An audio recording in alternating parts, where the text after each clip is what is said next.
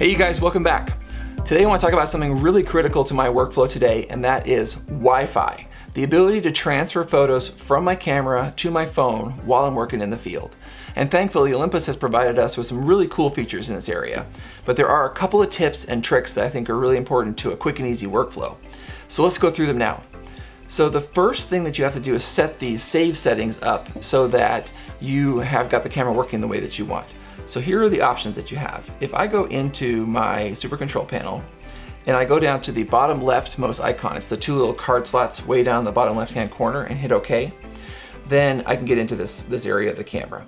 So normally I have my camera set up to dual independent settings, which means that I have RAWs going to my card slot 1, which is the faster card slot, and then card slot 2 is JPEGs. And when one of those cards becomes full, I can't write to either card. That means that if my RAW file card fills up, then the camera's going to tell me, hey, card full, you need a new one. And that's the way I think is the safest way to work for me. But you can set it up any way that you want. Now, the other thing, what's really critical here is two things. I need to set up the play slot to slot number 2 because I want to look at my JPEGs. And the reason for that is that they transfer quickly, and the entire wedding for me is on card slot 2.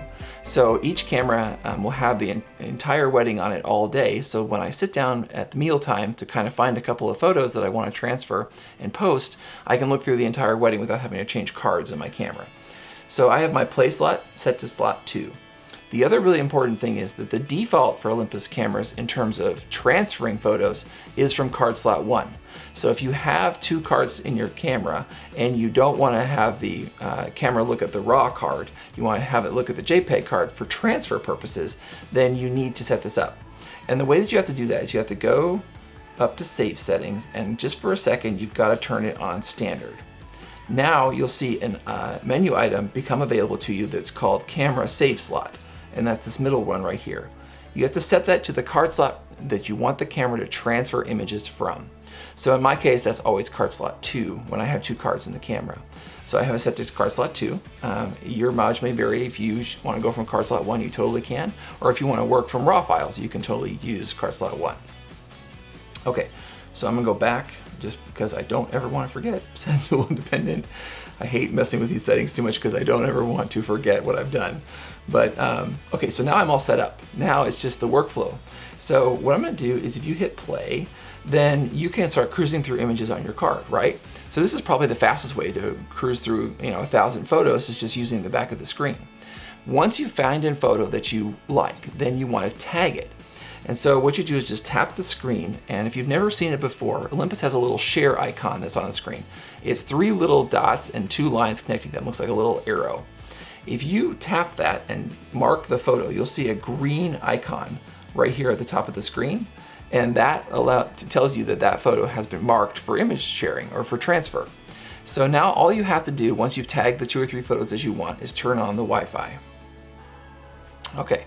So if you are in an area like I was this last weekend where I've never connected to the Wi-Fi, I was out in the middle of nowhere at a ranch, then because I've done this before, my phone will see my EM1 Mark II and connect to it automatically.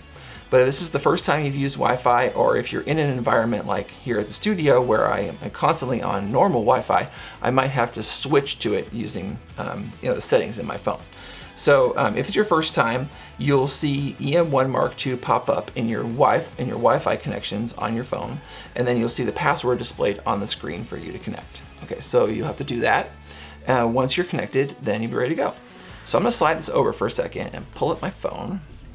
And what I wanna do here is I wanna go into settings and then Wi-Fi, and you'll see right here on the screen all the Wi-Fi's pull up, and I'm just going to pick my EM1 Mark II. Now, like I said, normally it would do this automatically if I'm in an environment where I'm not on Wi-Fi, but because I'm here and I'm connected to a Wi-Fi, then I have to go in and choose which one I want. Okay, so I'm connected to my camera. Now, this is the really cool part. Once you've tagged photos, then if you go into the OI Share app, the Olympus Share app, which is free with your camera, then what you'll see is that the camera sees the tagged photos. So now just the ones you tagged can be imported. No need to have to go through all the photos on your card by looking at them on your phone. So you just hit import, And bada boom, the 2, 3, 4, 5, 6 photos that you've tagged are going to transfer automatically right over to your phone. So I think that's killer, and it's super quick and easy for me to do this on the wedding day. So my favorite image editor from this point forward is Snapseed. I know there's a lot of different options out there like Lightroom, mobile, and Photoshop, you know, for iPhone and all that.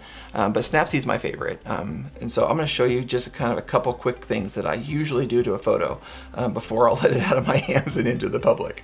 So I see we're transferring photos here and we're almost done. 2 more seconds. Now, I should note that you know, my second slot is set to the largest JPEGs, and those large JPEGs take quite a bit longer to transfer than smaller ones. So if you were just setting this up for mobile transfer and you wanted this to be fast, just set your JPEG size to something smaller and it'll transfer even quicker. Okay, so I've got the photos on my phone now. So I'm gonna go ahead and close OI Share, and I'm gonna pull up Snapseed. And I'm gonna go open. And I'm going to go open from device, and I'll go to my photos, and we'll just pick one. So I'm going to go ahead and pick this photo. Okay, so now I've got it open in Snapseed. Now the couple quick things that I always do is just go to the tools menu. I usually rotate the image because a lot of my photos are off by 1 or 2 degrees. If yours aren't, I'm very jealous because I've been shooting photos for 20 some odd years and I still can't shoot straight photos. So just hit the rotate icon and you can quickly tip it either way. I'll usually crop it. So, you know, just go into the crop and then you can just drag the corners anywhere you want and say okay. And then the last thing that I would typically do is I will just tune it a little bit, because my JPEGs are usually set up to be a little bit flat. So you just go into tune image, you just go to contrast, and then you can just, you know, up and down the contrast to wherever you like it.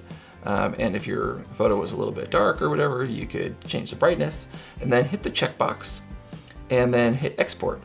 And I usually just save a copy to my phone. So now I've got this edited copy on my phone, and then from there, it's just wherever you want to go. You can go straight to Instagram, you can go to messaging or email or whatever you want. It's just going to be right there in your photos as the very last thing that you did. So that is kind of how I work with the Wi-Fi on the wedding day. And I just absolutely love it, and the clients love it.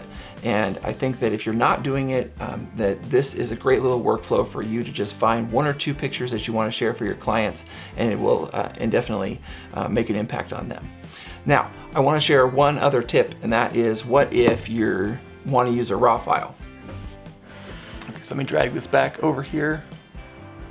Get that squared up. Okay, so what I'm going to do is I'm going to pop the JPEG card out of my camera and put it over here. So now we've just got that raw one in there.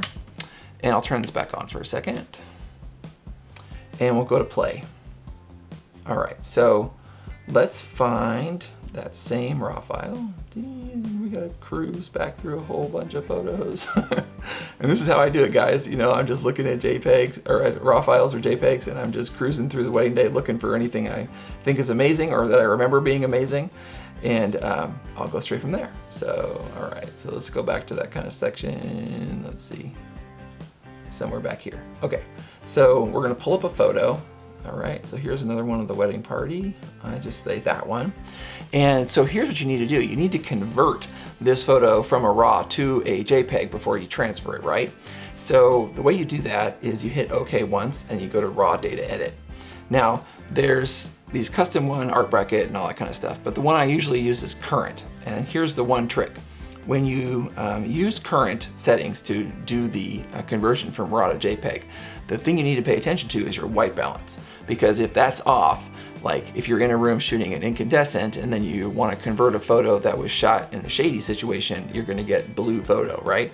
So you need to go back just before you do this conversion and make sure your white balance is set to whatever it is that you needed it to be. Or you can set up these custom ones if you prefer to do that, but I generally just use the current one. So I'll hit current, right? And then you say yes, right? And then I say reset no. And now if I go to my play folder, the very last image that's in there is the JPEG I converted. So then you just tap and hit transfer, and again, you're off to the races. So that's how you can work with RAW files. So either way you guys want to do it, works awesome. It's pretty quick and easy either way. Just set up the camera the way that it works for you, and then if you remember to mark photos, it'll make your life so much quicker in terms of transferring photos to the phone. Because the alternative is to turn on the Wi-Fi and then scroll through the entire card worth of photos on your phone. And that's miserable because you're looking at 1,000 photos and it's having to pull those previews across to the phone for every single picture. So I find this method a whole lot quicker. I hope that helps, and I'll talk to you guys in the next one. Bye.